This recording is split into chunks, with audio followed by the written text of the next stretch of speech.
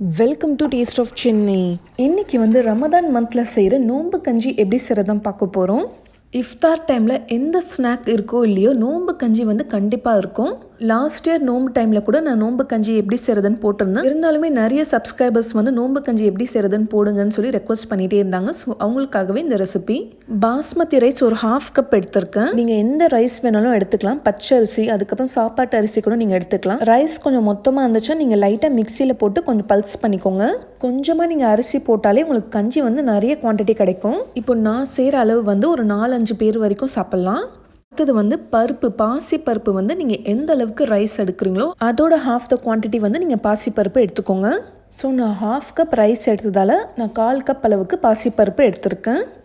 அதுக்கப்புறம் ஒரே ஒரு டேபிள் ஸ்பூன் அளவுக்கு கடலைப்பருப்பு, அப்புறம் ஒரே ஒரு டீஸ்பூன் வெந்தயம். இப்போது அரிசியும் பருப்பும் நல்லா வாஷ் பண்ணிவிட்டு அட்லீஸ்ட் ஒரு மினிமம் ஒரு 1/2 அன் ஹவர்க்காச்சும் ஊற வைங்க. இப்போ ப்ரெஷர் குக்கரில் 2 டீஸ்பூன் ஆயிலும் 2 டீஸ்பூன் நெய் ஊற்றிக்கிறேன். எண்ணெய் நல்லா சூடானதுக்கப்புறமா 2 பீஸ் பட்டை, 3 கிராம்பு, 3 ஏலக்காய் சேர்த்துக்கலாம். இது நல்லா பொரிஞ்சு வந்ததுக்கப்புறமா ஒரே ஒரு மீடியம் சைஸ் வெங்காயம் கட் பண்ணி வச்சுருக்கேன். இப்போ இதை சேர்த்துக்கலாம்.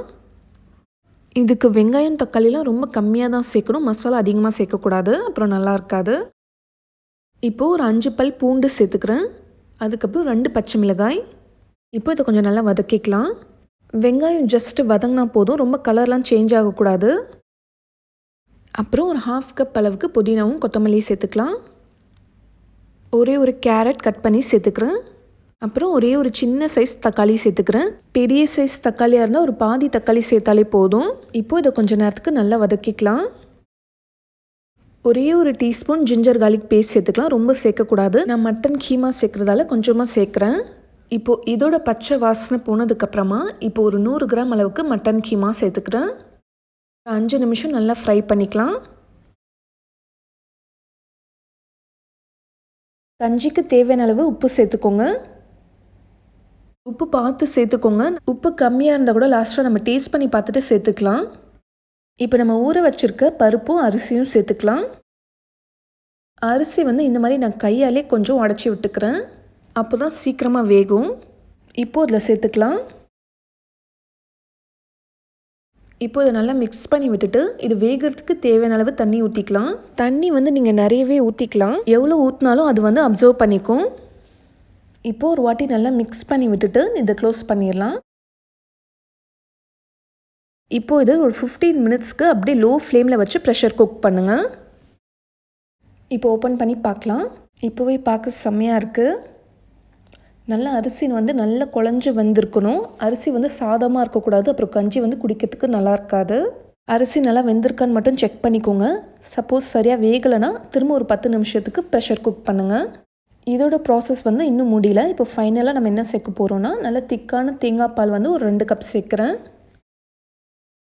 திரும்ப கேஸ் ஆன் பண்ணிவிட்டு ஒரு 5 நிமிஷத்துக்கு இது குக் பண்ணுங்கள். உப்பு கரெக்டாக இருக்கான்னு சொல்லி செக் பண்ணிக்கலாம். கம்மியாக இருந்துச்சுன்னா போட்டுக்கோங்க.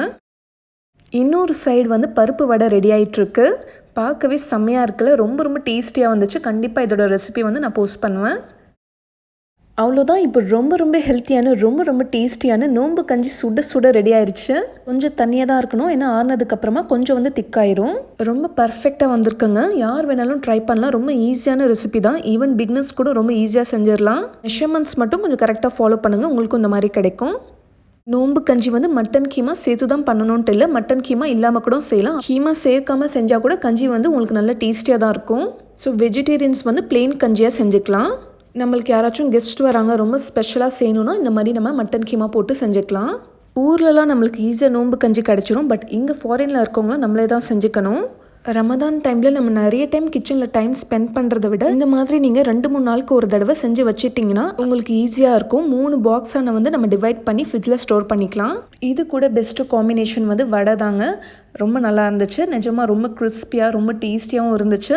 இந்த ரெசிபி உங்கள் எல்லாருக்குமே ரொம்ப பிடிச்சிருக்கும், ரொம்ப யூஸ்ஃபுல்லாக இருக்கும்னு நம்புகிறேன். இந்த வீடியோ மற்றவங்களும் பார்க்கணுன்னு நினச்சிங்கன்னா உங்களோட ஃப்ரெண்ட்ஸ் அண்ட் ஃபேமிலி எல்லாருக்குமே ஷேர் பண்ணிக்கோங்க. இந்த மாதிரி நிறைய இஃப்தார் ரெசிபிஸ் நம்ம சேனலில் வரப்போகுது. ஸோ அதெல்லாம் மிஸ் பண்ணாமல் பார்த்துட்டே இருக்கணும்னா நம்ம சேனல் டேஸ்ட் ஆஃப் சென்னையை மறக்காமல் சப்ஸ்கிரைப் பண்ணுங்கள். நாளைக்கும் இதே மாதிரி வேறொரு இன்ட்ரெஸ்டிங்கான வீடியோவில் சந்திக்கிறேன். தேங்க்யூ ஸோ மச் ஃபார் வாட்சிங்.